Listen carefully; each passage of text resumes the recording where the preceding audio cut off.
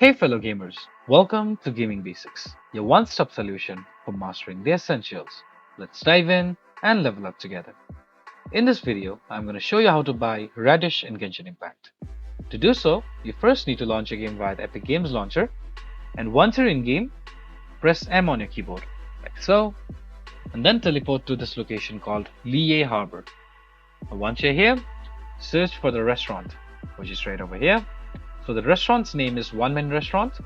Go near it and then press F to interact, like so, and select the first option. So here are all the items you can buy in this restaurant. Scroll down until you find Radish, which is right over here. Click on it. And now to purchase this, all you need to do is click on this purchase button on the bottom right side of your screen, like so. You can adjust the quantity by using the slider right here. So one radish is going to cost 315 mora. To go through with the purchase, just click on this purchase button right here and the item will be added to your inventory. If you found this video helpful, please give us a thumbs up.